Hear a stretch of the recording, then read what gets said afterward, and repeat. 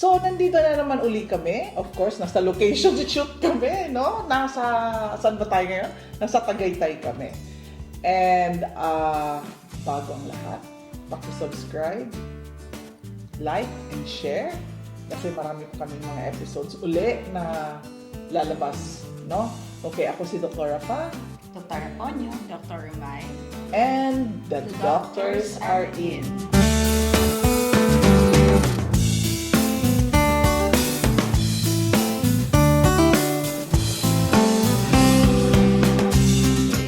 So ngayon, pag-uusapan natin yung other spectrum ng depression. Mood disorder pa rin siya, no? Kaya lang, sabi nga nila, itong tinatawag natin na bipolar. Sabi nga ng pasyente natin, no? Hindi ko naman siya shout out but siguro i-dedicate natin ito para sa kanya, no? Kay Mon, no? He was really part of our advocacy, no, in 2004. So, pag-uusapan natin ang bipolar disorder. Nasaan na ba tayo ngayon? So, I'm sure lahat tayo, mga mental health professionals, agree na ang bipolar disorder has a better outcome now compared to 10 to 20 years ago. Yung kapanuhunan din yun ni Mon. Marami ng treatment options, no, and psychotherapy, no, ay nasasama na siya as an adjunct treatment to conventional medications. Kasi sabi ko nga palagi, medication is really not enough. So, it is also considered a good clinical practice to have people with bipolar disorder and their relatives na malaman nila ano ba yung mga latest sa research. Hindi yung mga lumang gamot, which is, of course, pag-uusapan din natin mamaya. Now, the National Institute of Mental Health has published a series of position papers and guidelines, no? And criteria which characterizes discrete illnesses in terms of shared underlying dimensions such as the genetic vulnerability, emotional dysregulation, and or cognitive impairment, no? Kasi meron talagang cognitive impairment na kasama ang bipolar. So, ang bipolar disorder is now approached as a continuum of symptoms and functioning and biological vulnerability. So, may tatlong dimensions daw ang affected sa bipolar. One is yung mood, yung sobrang saya at sobrang lungkot. Yung psychosis, yung nawawala sa reality. And yung functioning dimension, yung naapektuhan na ba yung iyong functioning, no? Yung the way you function as a parent, as a worker, as a friend, no? And ikaw mismo sa pangangalaga sa sarili mo. So this will allow the greater likelihood that the person will receive treatments that are more targeted to their clinical profile. Now, bago ako dumiretso, babanggitin ko lang na yung ating source for this afternoon or etong ating episode na to ay kinuha namin galing sa Bipolar Disorder Survival Guide, What You and Your Family Need to Know by David Milkowicz. Ganda rin sa pangalan niya, no? Milkowicz. Parang no? Hindi naman bipolar. Hindi naman, hindi. Pero mga 2019 siya, no? So, sa DSM-5, yung DSM-5 kasi ito yung criteria kung saan yung batayan ng isang doktor o ng isang psychiatrist na magsabi ng diagnosis, no? Patients daw with major depressive disorder can have a co-occurring symptoms of hypomania or mania, no? And patients with mania or hypomania can have an co-occurring symptoms of depression. So we can now identify sub-threshold mixed episodes in people with lighter major depression or bipolar depression or bipolar disorder. So, meron ding binibigay na greater emphasis on resilience. So, kung palagi talaga tong resilience na to, kahit saan ka magbasa, meron ito no? So, many people with bipolar disorder and their family members say that the quality of life or the degree of recovery, the ability to function at the optimal level despite the illness is the most important outcome to them, even important than staying free of recurrences. Okay. So, babanggitin ko na rin na meron kaming mga kasama, no? Na paikot-ikot dito sa ilalim ng mga paa namin. Mamaya ipapakilala din natin Tama. sila, no? Oo. Kasi meron tayong mga bagong may bago tayong ipapakilala na guest natin later, no? Kasi yung dalawa medyo meron ng role nung May cameo role na nung nasa Pampanga tayo no? So, ang sinasabi, balik uli, no? The quality of life or the degree of recovery is the most important. Now, the person-centered approach includes a greater focus on resiliency factors, no? Ito yung the individual or the environmental attributes that help you get through the toughest times and still achieve your goals rather than only on the risk factors, no? So, healthy living is recommended for everyone. But for those with bipolar disorder, kung sino man yung merong na-diagnose, maintaining a healthy lifestyle can mitigate the effects of stress on the risk of recurrences. So, according to the author, people daw with bipolar disorder lead a happier lives when they do not carry the expectations of recovery.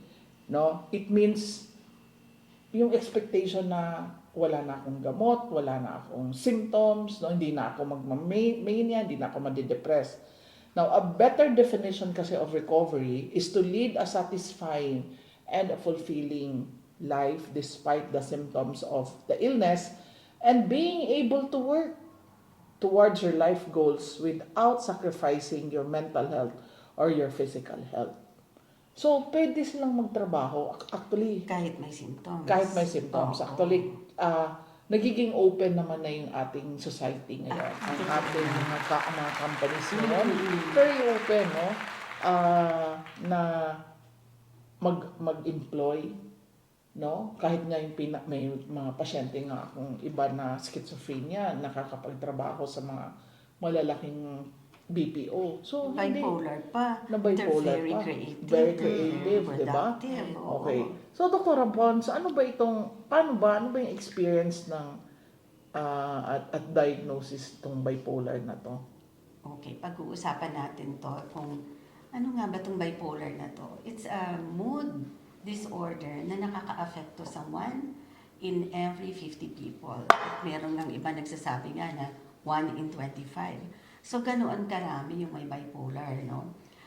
Yung condition puts them at risk of problems in their family, yung social and work lives, no? People with bipolar disorder are also at high risk sa mga physical illnesses, kagaya ng sakit sa puso, alcohol and other substance use, and even suicide, no? But with medication and psychotherapy and self-management techniques, it is possible na makontrol yung rapid shifts ng mood from manic highs to severe depressive lows. So para silang nasa roller coaster, no? Swing up and swing down, no? They can also prevent future episodes from occurring and decrease the impact of environmental triggering events and cope well in the job and the social world. Ang people with bipolar disorder and their family members are usually hungry for information about the disorder. Kaya naisipan natin na dapat natin talaga itong pag-usapan kasi ang dami may bipolar. So particularly during or after a manic depressive episode, even if the episode has not involved hospitalization, minsan naman hindi naman talaga umaabot na kailangan silang ma-confine, no? it is always easier na makuha mo yung information about it once they are over the worst of their symptoms. Kasi there's a possibility na ma-misinterpret kung at the height of their symptoms pag-uusapan yung information. So, understanding the facts about your disorder kung bipolar ka will help you and your close family members accept, live with, and cope more effectively with it. So, pagtanggap, pag mamuhay na merong bipolar, and mag-cope na effectively with the condition. Alam nyo ba na on the average, it takes mga 8 years na lag between the first episode of depression or manic or hypomanic symptoms bago sila ma-diagnose ng tama. No? Kasi ganun siya kahirap. No? It takes this long for a person with a disorder to come to the attention of the mental health professional. No? Kasi traditionally, tayong mga psychiatrists, we think of bipolar disorder as a set of symptoms which must be present in clusters and last for a certain length of time. No? Usually in episodes, tawag natin doon manic episode or depressive episode that have a beginning phase, a phase in which symptoms are at their worst, and a recovery phase. Ang mga patients na mayroong bipolar disorder often prefer to think of bipolar disorder as a series of life experiences with the actual symptoms being of secondary importance to the factors that provoke them. Ang mga family members naman or significant others pwedeng magkaroon ng ibang perspective altogether, perhaps one that emphasizes that yung patient's personality or yung views na deviant yung behavior ng kanilang family member na mayroong bipolar disorder in historical perspective. So, kung titingnan ninyo, iba-iba yung pananaw. No, tayong mga psychiatrists, ibang tingin natin episodes, clusters of symptoms, no? Yung may sakit, iba rin pananaw niya, yung life experiences daw niya yon, and yung mga symptoms ay secondary lang, no? Pero yung family members, iba rin ang tingin nila. So, kailangan ito maunawaan talaga ng ating people na involved dito sa condition na to. The perspectives are quite different, but there is a degree of validity to all the 3 points of view, no? Tama naman lahat-lahat, no? So siguro pag si Mai pag-uusapan niya kung ano nga ba itong bipolar disorder. Ang daming na-explain, no? May mga nabanggit naman na kayo, Dr. Rapon and Dr. Rafa, ng mga symptoms, no? Pero yung key characteristic ng bipolar is yung extreme mood swings, no? So yan, yung mga term minsan, moody talaga yan, no? So maybe it's worth looking at kung bipolar yung reason kung bakit natatawag na moody yung isang tao. So mood swings can be yung parang highs to severe depression, no? Kaya siya nagiging disorder kasi may iba moody talaga and hindi naman bipolar.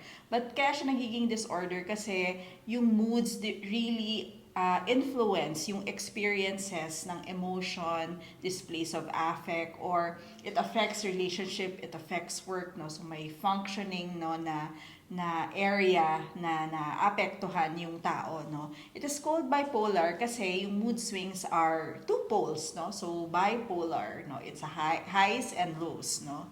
So when we say na nasa manic state siya, no, people experience different combinations of the following symptoms. So one is elated or euphoric mood. No, sa Tagalog minsan sobra sa natural, ganyan, sobrang masayahin, no? Hyper, so yan yung mga terms. Irritable mood, so madaling magalit. Excessive anger, sensitive masyado.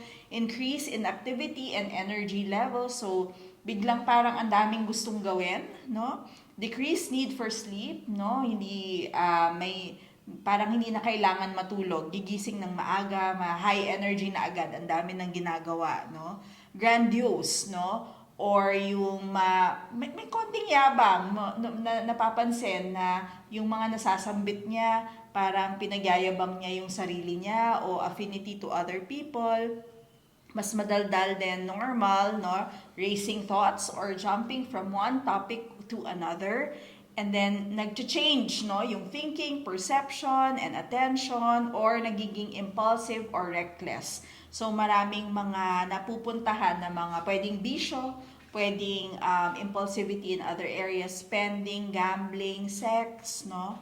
So, yung combinations na yon are called, you might be in a manic state, no? Pero may tinatawag din kaming hypomanic where the symptoms are present pero walang impaired functioning, meaning parang normal lang yung functioning niya o yung pagtrabaho niya or responsibilities niya, no, sa family, no. So, yung minsan, yung bipolar, pwede rin magkaroon ng mga depressive episodes, no? So, it can be alternate with manic episodes, manic or hypomanic episodes. So, the same symptoms as what we discussed earlier. So, panoorin nyo yung video na yun, no? So, depression can be sad mood, low levels of energy, feeling blue, no, feeling tired all the time, difficulty sleeping or sleeping all the time, no, they feel guilty and bad about themselves, have trouble concentrating at work or making decisions, and sometimes, no, suicidality.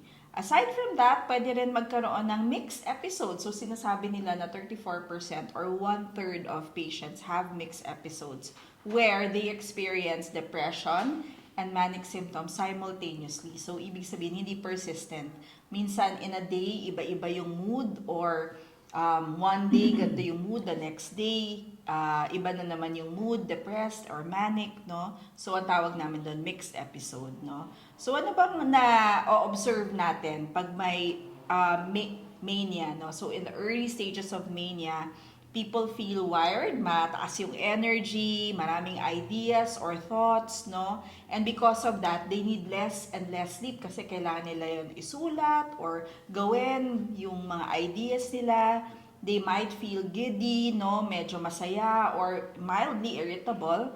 So later, nagiging full-blown mania which can be observed as euphoria. So very, very happy, extreme happiness yung mood, or they can be angry, they can have impulsive behaviors in spending, gambling, shopping, no? Or namimigay ng gamit, no? So napapansin din yan. They have intense frenetic episodes of activity, no? So in most advanced stages of mania or pag severe yung form ng mania, they can have mental confusion, delusions, hallucinations, or severe anxiety. So minsan, that can be very confusing in terms of diagnosis, no? So, in between, there are periods of symptom-free naman, no? So, minsan hindi napapansin kasi bumabalik sa dati yung functioning nila or parang less yung severity of episodes, no? Or pwedeng merong konting residual symptoms, no? So, in short, parang nag-episodic yung itsura ng illness, no? In a 13-year study they found out that people with bipolar spend an average of their lives na 1/3 in a state of depression, 9% in states of mania, and about 6% na mixed episodes. About 53% naman, so half of their lives, euthymic or normal yung mood states. Usually, it starts at around 18 years old, no? So on the average, it's diagnosed between 15 and 19 years old. Para ma-diagnose siya again, you have to seek a professional. You have to talk with your psychiatrist so that we can use standardized na measurements in determining whether you have bipolar disorder. So an accurate diagnosis is important for you to be able to have the right kind of treatment. Now, pag sinabi natin bipolar disorder, iba-iba siyang klase. Merong bipolar 1 disorder where at least meron kang one episode of mania in your lifetime. Pwedeng wala or pwedeng meron na depression, no? Bipolar 2 disorder na may one lifetime episode of hypomanic disorder and one lifetime episode of major depressive disorder, and unspecified bipolar disorder. Ito yung medyo hindi nare-reach yung mga criteria, no? So, hindi ko na siya explain, no? Again, go to your psychiatrist para talagang ma-diagnose kung ano yon, no? Now, ano yung mga comorbid disorders, no, ng bipolar? Meaning, kung bipolar ka ba, yun na lang ba yung sakit mo? Minsan, pwedeng magkaroon din ng ibang sakit, no, ibang psychiatric disorder. A National Comorbidity Survey Replication Study concluded that about half or 45% of people report one psychiatric disorder, another psychiatric disorder in addition to their initial diagnosis, no? So people with bipolar disorder most frequently report na may comorbid na ADHD, anxiety, nako marami ako, kaya mahirap i-treat kasi minsan may anxiety din siya.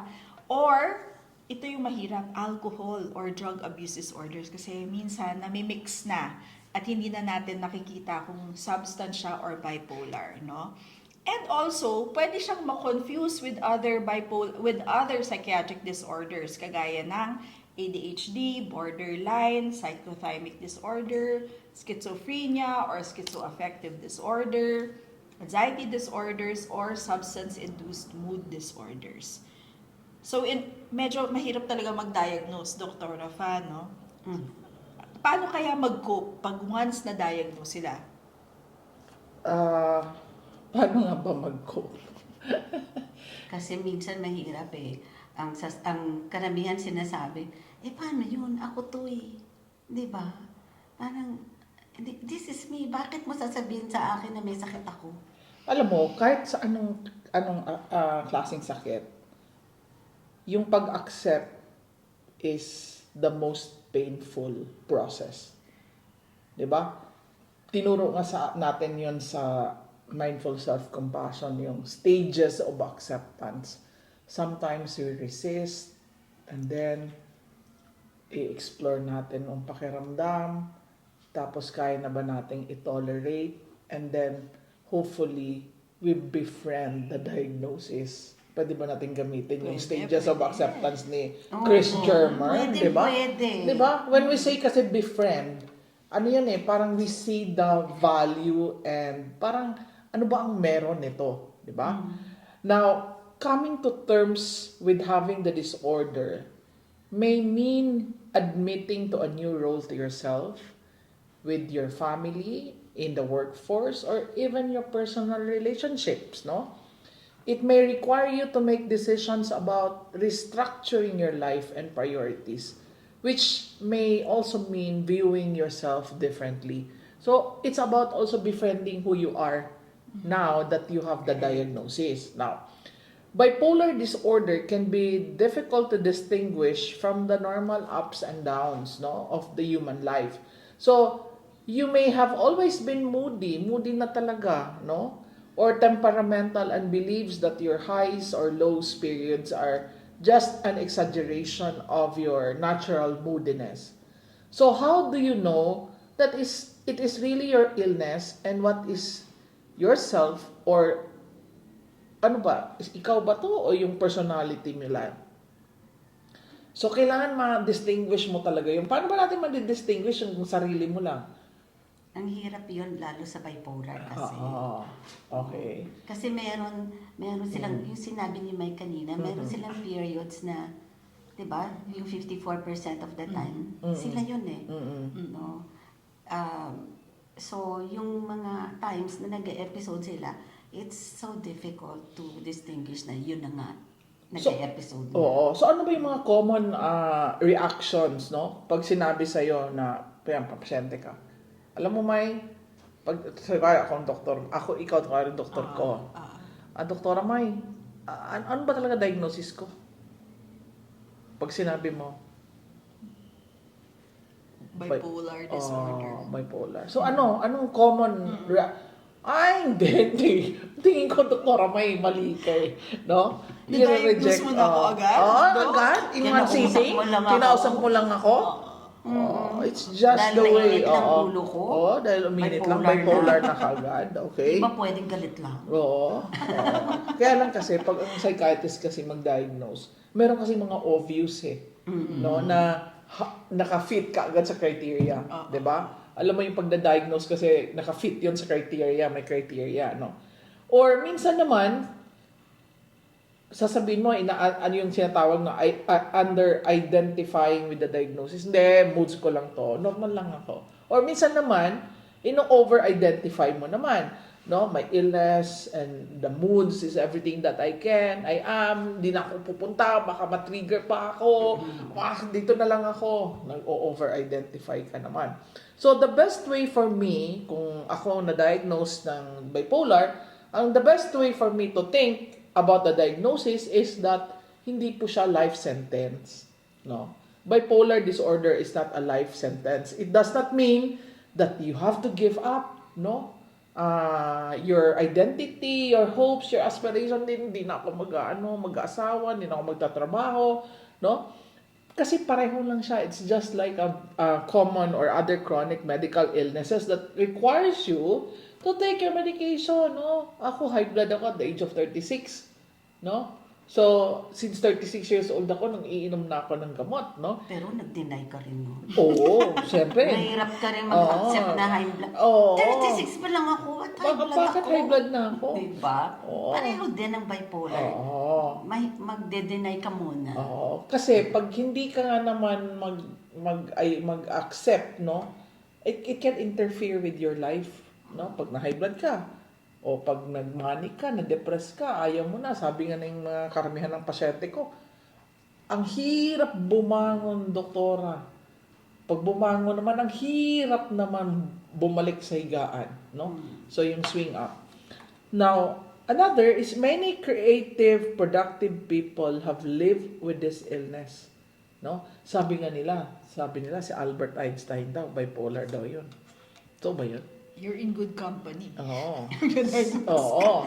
At saka, Van Gogh? Si Van Gogh ba yun? Nag-cut siya ng ears niya. Oo. Yung Bipolar younger, din siya? Oo. Younger, dami na nag-come out. Si Catherine Zeta-Jones. Oo. Yes. Dami. Yung mga Oo. recently na nagka-come out ng mga artista, Mm. mga celebrities, di ba? So, tama ka man. So, You're in good dami. company. You're in good company. Kaya you're in good company. Okay. Kasi when you are not actively cycling, hindi ka nag-in and out sa pagiging bipolar, sa mga episodes mo, your innate mental capabilities, your imagination, your artistic talents, and personality strengths come out to the fore. Lumalabas siya. Di ba? Now, another is, kung masasabihan ka talaga na meron kang bipolar, maintain a healthy sense of who you are, and think about how your personality strengths can be drawn on in dealing with the illness, no? Since malakas loob mo, creative ka, no? Gamitin mo yun. Okay? And the way you feel right now is not necessarily the way you will feel in 3 months, 6 months, or a year later, no?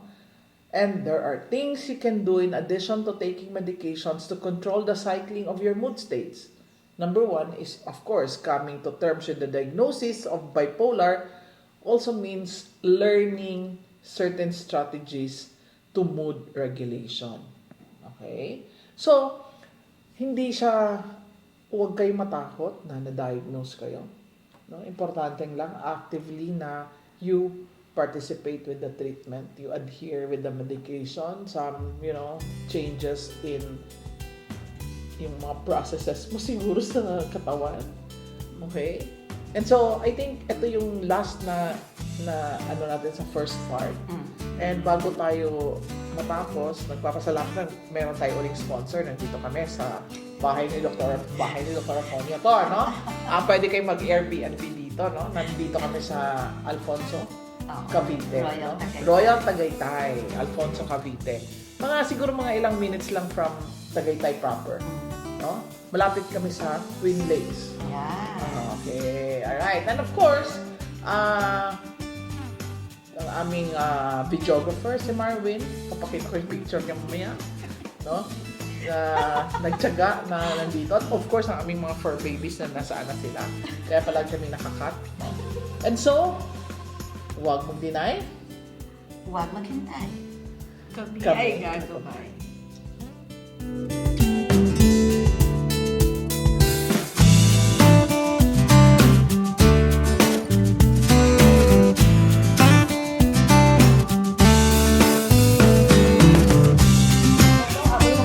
Babies, no? Itong mga sponsor namin ngayon. This is Luca. And this is Jackie. And this is Chino, and the dogs are in. And the dogs are in. Okay. Okay. Ay, siya nagagalit.